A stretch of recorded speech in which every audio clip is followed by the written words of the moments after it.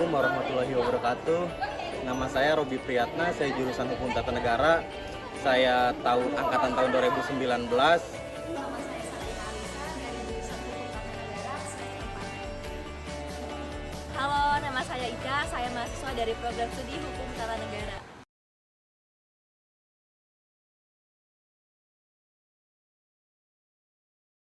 Ya baik, sebelum saya memberikan opini ya tentang apa sih itu sebenarnya hukum tata negara.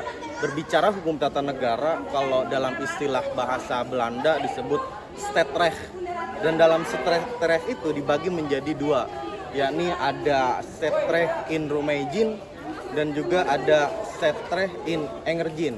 Stadrecht in Roemegin itu arti hukum tata negara secara luas dan melingkupi Han juga, hukum administrasi negara. Sedangkan berbicara hukum tata negara secara sempit, yaitu hanya mengartikan hukum tata negara saja.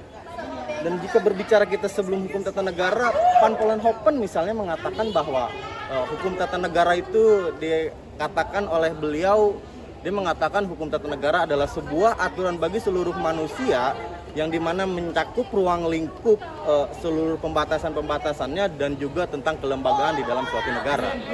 Dan kalau menurut opini saya, memang berbicara hukum tata negara tuh asik sebenarnya di dalam jurusan hukum tata negara. Karena ketika kita masuk dalam jurusan hukum tata negara, kita mempelajari bagaimana tentang tata kenegaraan di dalam suatu negara. Mungkin ya opini saya seperti itu saja secara singkatnya.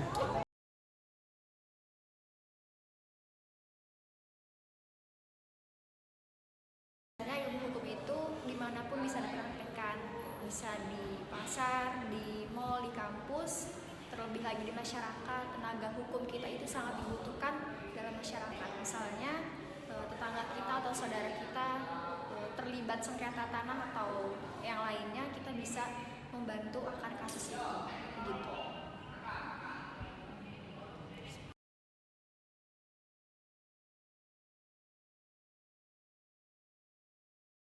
Sebenarnya pertanyaan ini merupakan sebuah pertanyaan yang cukup familiar gitu ya, dan sudah tidak asing lagi terdengar di telinga kita sebagai mahasiswa.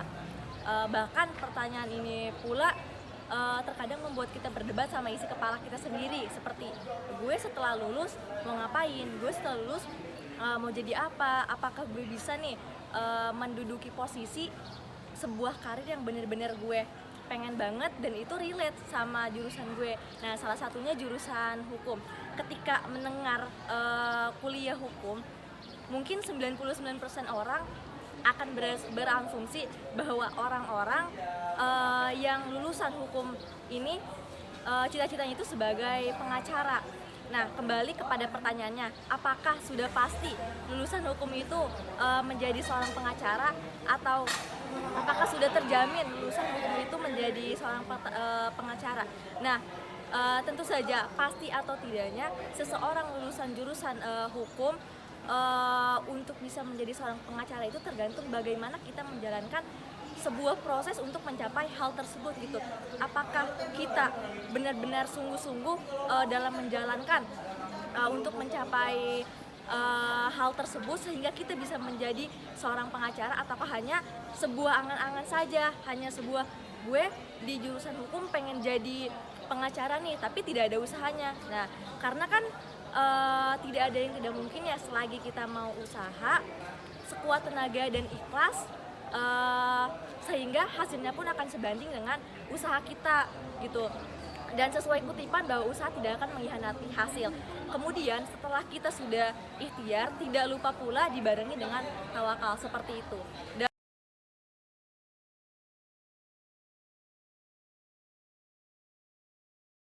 Berbicara tentang jurusan hukum di dalam fakultas-fakultas lain atau universitas lain banyak pelamarnya, karena berbicara hukum itu kalau menurutku sangat banyak sekali nanti prospek kedepannya dan sangat menjanjikan juga. Karena di dalam semua institusi kenegaraan, terus di dalam dunia pekerjaan pun hukum itu sangat dibutuhkan. Di dalam rumah sakit kita butuh orang hukum juga. Di dalam perusahaan kita butuh legal officer. Belum lagi praktisi-praktisi hukum kayak pengacara, jaksa, kepolisian, hakim, dan banyak yang lain-lainnya. Apalagi di politikus pun sangat banyak sekali orang dari jurusan hukum. Dan jurusan hukum itu sendiri ya memang asik untuk dipelajari. Yang terlebih penting di hukum tidak ada matematika.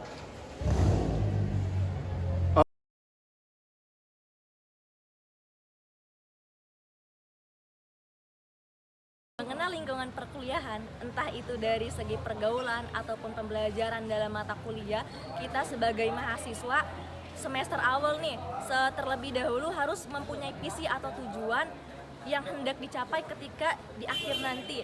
Kemudian sebagai mahasiswa pula, kita sudah seharusnya nih memberantas rasa malas dengan bersungguh-sungguh menjalankan alur perkuliahan sehingga apa yang kita tuju di akhir nanti dapat tercapai. Kemudian sebagai mahasiswa seperti membiasakan tidak menumpuk tugas. Hal ini kan dapat berpengaruh kepada nilai ataupun IPK dan IPK untuk kedepannya. Selain itu, sebagai mahasiswa sudah seharusnya membiasakan diri menjadi mahasiswa aktif, baik dalam kampus maupun dari dalam luar kampus. Kemudian membiasakan pula untuk bisa memanage waktu antara kegiatan dalam kampus maupun kegiatan di luar kampus. Terakhir, menjadi mahasiswa merupakan sebuah anugerah. Maka janganlah sia-siakan anugerah ini sehingga membuat kita menyesal di kemudian hari. Udah.